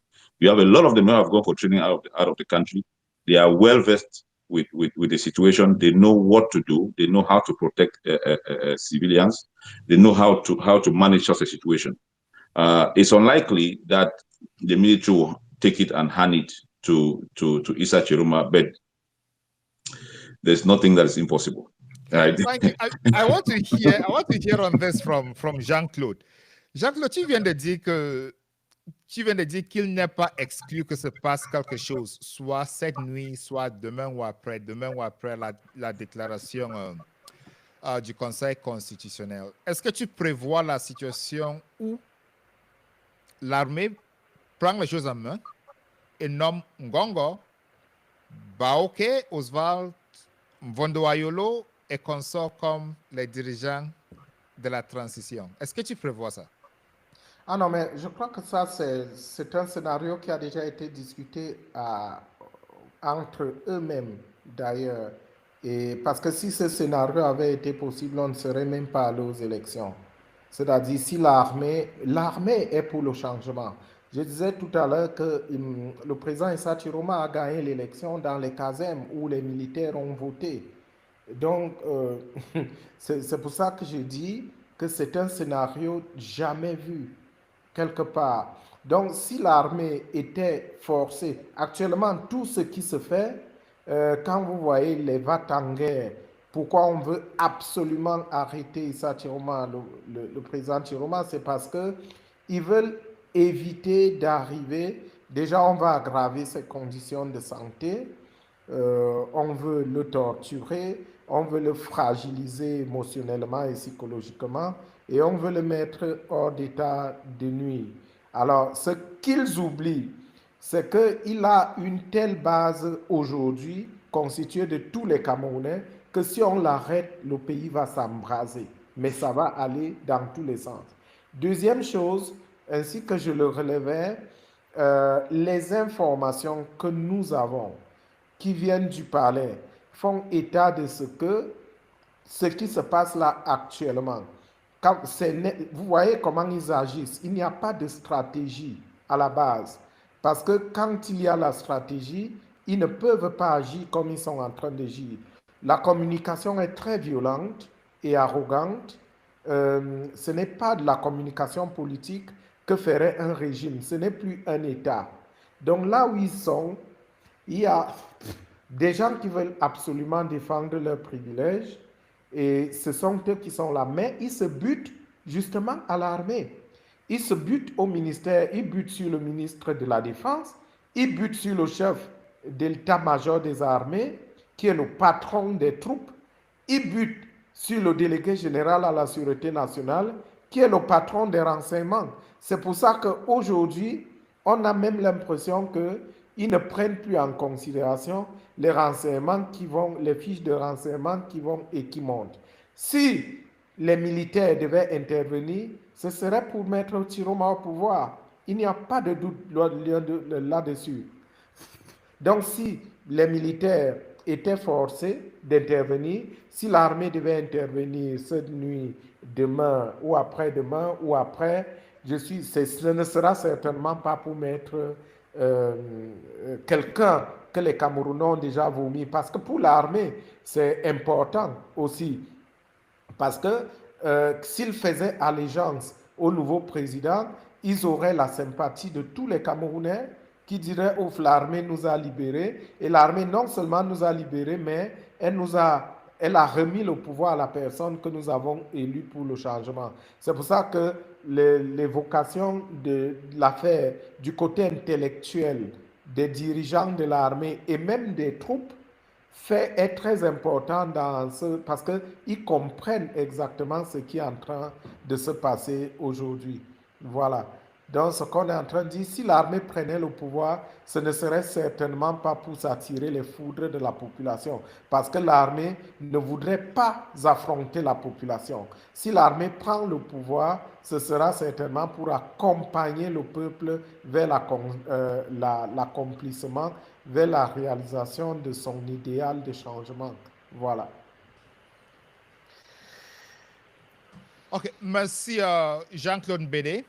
Dear viewers, I'm looking at you and addressing you straight into the eyes. This conversation is quite interesting, and we are playing out the various scenarios because from what Henry already said, all the ingredients of post-electoral conflict are present in Cameroon, and it's possible that there should be post-electoral conflict in Cameroon unless the government acts in a way that mitigates the post-electoral conflict. Now I'm looking at subscription numbers, and they're not rising. Are you the one holding us? Just subscribe, like, and share so that more people get to view this this information. YouTube shares the information wider when it sees that you are liking it, you are subscribing, and you are also commenting on the feed. Thank you all who are commenting. We would like to see more comments coming up. Henry, let me come back to you. So Jean-Claude seems to talk from a place of assurance, a lot of certitude, a lot of confidence that if the military intervenes in this case, the military is definitely going to hand power over to Chiruma. Are you that confident? Well, I look things I look things differently, right? I look the way, first of all, before elections, it's possible, right? It's not impossible. Before elections, there were a lot of changes in the military, right? A lot of changes in the military, and those changes were not unintentional. They were intentional changes because they knew what they were going to do. They knew that they had foresaw that these elections will have a lot of tensions, and they were already anticipating what role the military could potentially have. And that, to me, I would think that informed some of those changes. Now, Jean-Claude has already mentioned that we have a lot of intellectuals within the military. And that's why I say it's not impossible. Because the intellectuals in the military can make informed decisions based on what the Cameroonians want. So my analysis is that the changes that they made in the military, I think they made about 3 changes in intervals. Must have, been done to preempt what will happen and the role that the military can have. On the other side, when you start talking that you have military people who are intellectuals who know what is good for the nation, that may change the ties, even though you have new people that have been elected. That's why I say it's not impossible for that to occur. And I cited different countries like Madagascar that I cited, that the president actually appointed new people, but those same new people, removed him and put the opposition leader. So it's something that can happen. But you just have to analyze recent happenings within the military, and to know that this is something that would definitely happen. Like I said, I don't deny that that can happen. It can happen within the context where there is a crack within the military leadership. René Meka is a very old person. I'm not sure he has hands-on the management of the military itself. you definitely have some power centers within the military who are key in deciding how the military will intervene, how the military will react. And so if those power centers are shaken, then you may be expecting a different outcome. So for now, that is what we're looking at. That's the assessment we're making to see what the military will do and which are those power centers that are in the military besides René Meka. All right, thank you. Jean-Claude, on sait qu'il fait déjà très tard chez vous et je vais vous libérer d'ici quelques minutes, mais j'aimerais savoir, d'après toi, est-ce que les Camerounais sont prêts à se mobiliser demain, comme on a vu aujourd'hui? Est-ce que les foules seront plus grandes ou bien ils vont céder aux menaces et aux intimidations, comme on a vu dans la vidéo qui se produit dans le commissariat? Est-ce que les Camerounais vont sortir demain? Parce que Chirouma lui-même, il a demandé qu'on sorte aujourd'hui, mais son plan s'est terminé pour aujourd'hui. Il n'a rien dit par rapport à demain et le futur proche. Qu'est-ce que tu penses? Est-ce que les gens vont sortir demain? Ben, effectivement, on a l'impression que alors, et c'est tout à l'honneur de ce qui est en train de se passer, à féliciter à la fois les Camerounais et à la fois Issa Chiroma, parce que tout roule alors qu'à la base, il n'y a pas eu de concertation. C'est-à-dire qu'il n'y a pas, Issa Chiroma ne dispose pas d'une base, d'une plateforme qui coordonne toutes les actions, comme par exemple le MRC en 2018 avait ce qu'on appelait le plan de résistance. Il n'y a pas. Donc, les Camerounais se lèvent spontanément, mais essayent de lier leur mouvement à l'idéal de leur leader, de M. Issa Chiroma. Donc, qui n'a pas donné de mot d'ordre, hein? On le sait déjà, vous l'avez dit, Issa Chiroma n'a pas donné de mot d'ordre pour demain, mais ainsi que je le disais, l'appétit venant en mangeant, on peut effectivement prévoir que demain, des Camerounais décident d'aller dans la rue, mais davantage lorsque, si le Conseil constitutionnel venait à confirmer les rumeurs qui ont déjà envahi les gens par rapport à... C'est vrai qu'on ne s'attend pas à un grand suspense, mais quand même, on peut s'attendre à ce que dès demain, que les choses s'accélèrent. On pourrait s'attendre à ce que les choses s'accélèrent parce qu'après tout, c'est un chemin de non-retour. Il ne me semble pas que M. Issa Chiroma va reculer par rapport à ses convictions, par rapport à ce qu'il a déjà fait. Et il l'a déjà annoncé, même s'il n'a pas donné un mot d'ordre pour demain, il a déjà quand même annoncé qu'il ne reculerait pas. Voilà, ça au moins il l'a dit et il le martèle dans chacun de ses discours, dans chacune de ses sorties, qu'il ne va pas s'arrêter, il n'entend pas s'arrêter. Oui, Henry a dit tout à l'heure que les mobilisations durent pendant longtemps quand c'est organisé par les sociétés civiles. Maintenant, on est dans une situation où on ne voit pas l'alliance claire entre la société civile et Chiruma. C'est vrai aussi que dans le groupe de l'Union pour le changement 2025, il y a les organisations de la société civile. As-tu l'impression qu'ils sont en train de travailler ensemble, qu'ils sont en train de faire le ground game, en train de préparer le terrain pour Issa Chiruma?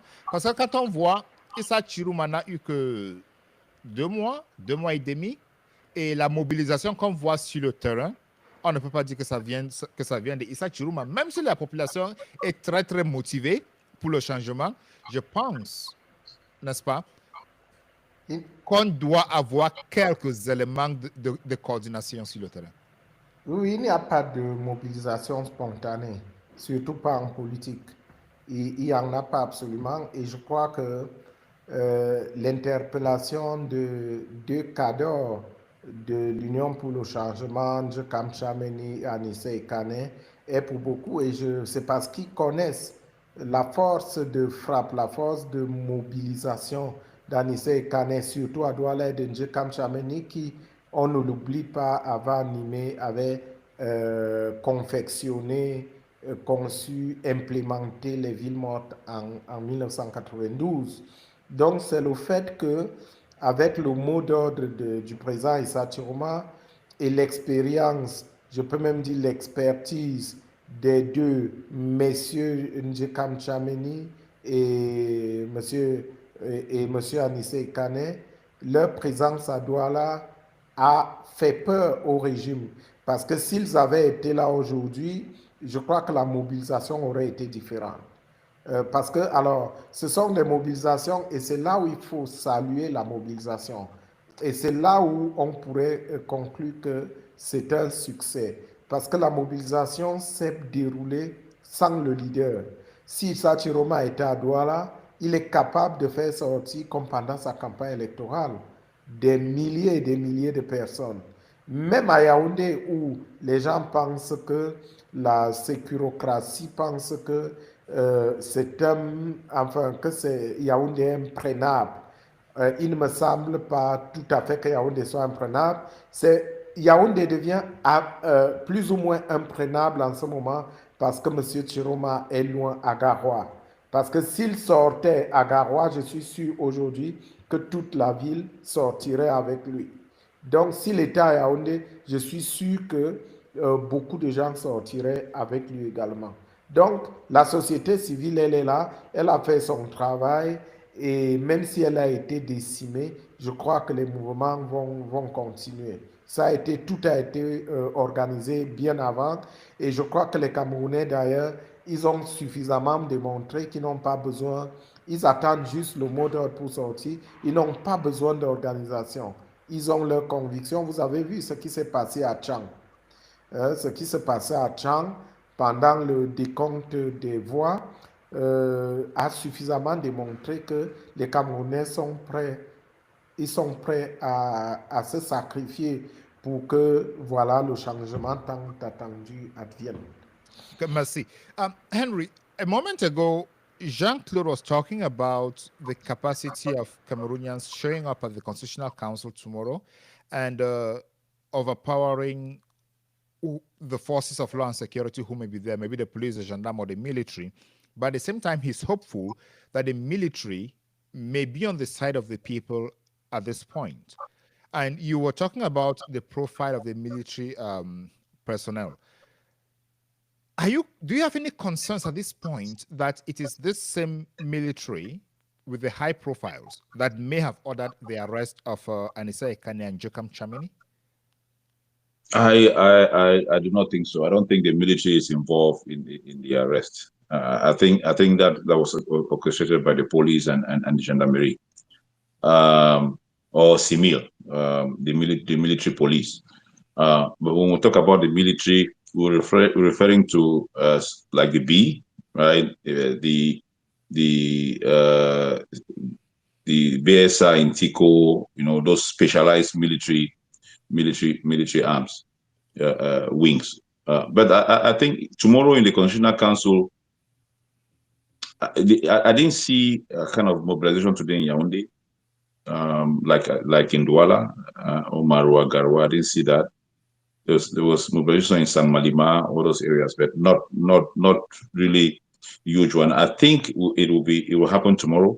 It will happen on Monday during the. I don't know if it is the protest has been planned to be at the Constitutional Council. If that's the case, of course, you will see a lot of deployment of forces and law and order around that area, and there'll be more of them around that area. I don't see those protesters breaking in because that will just escalate things. I think they'll be there. It depends now on the number.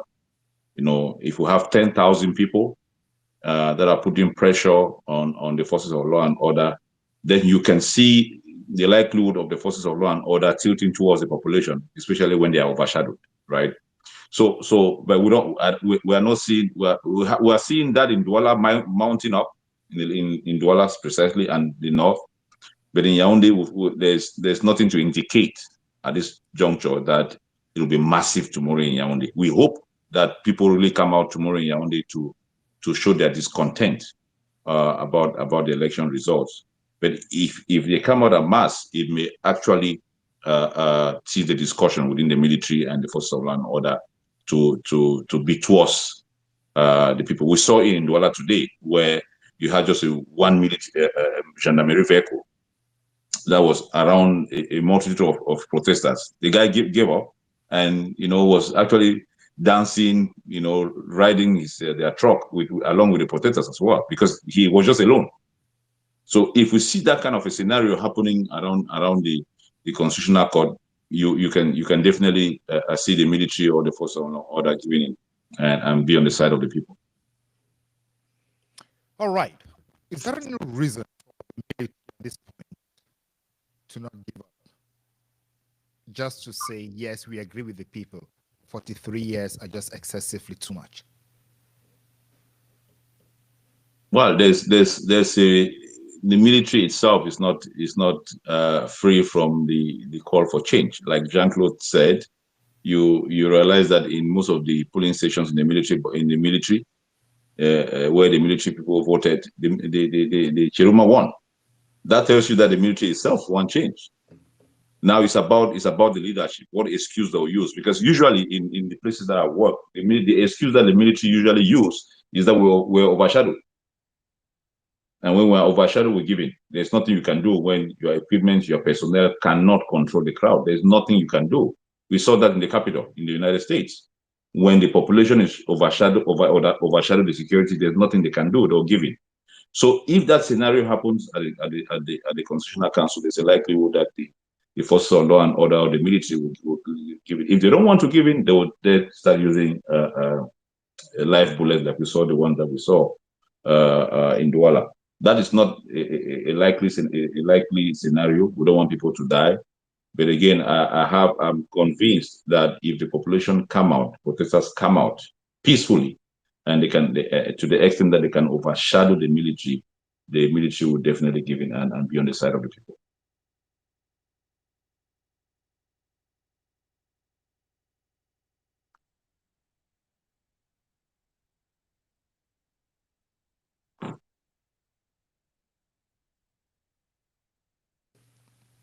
I think we can call it a conversation at this point. Jean-Claude apparently dropped off, and it's a long season. We'll definitely be coming back every day throughout the week, but we are going to have a joint panel with Mimi Mefo Info, CNN News Agency, Sandrine Analysis, and the Beyond Africa podcast tomorrow, before, during, and after the Constitutional Council's declaration. I invite you all who are watching to subscribe to all these channels, because we may come together, we may come separately at sometimes, but the information we bring is always very, very valuable. And we have correspondents from the ground who tell us, sometimes anonymously, sometimes with their faces on, what is happening, and you have live reports. You don't have truncated reports, but you have live reports as they happen.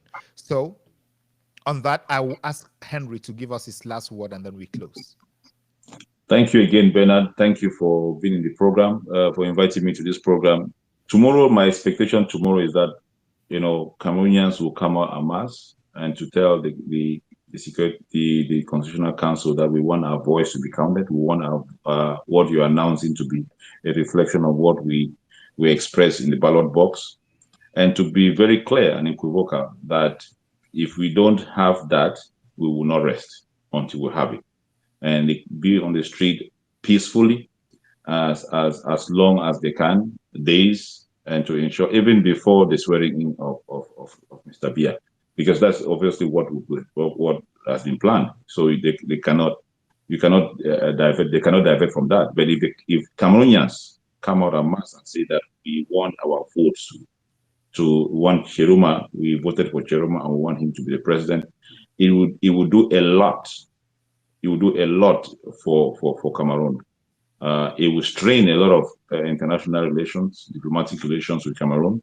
It will show that the Biya regime is illegitimate. It would also galvanize support for diaspora to engage in different political advocacy. And it will also pave a way to prepare for the parliamentary and local elections coming up in February, March, or latest April. So my hope is that we keep this momentum until we take everything that we need to take. Thank you so much, Henry. Thank you, ladies and gentlemen, for watching this episode of the Beyond Africa podcast. And my last words are going to be addressed to the forces of law and order in Cameroon. As the protesters have said, tout le monde souffre, même les niais souffrent. Everybody is suffering. Even the forces of law and order are suffering. Change is what we all need. We all need that change of governance philosophy at this point. And do not hinder citizens who are asking for that change, because whatever changes is going to be for the benefit of everyone, you inclusive. With this, see you in the next episode of the Beyond Africa podcast. Have a nice one.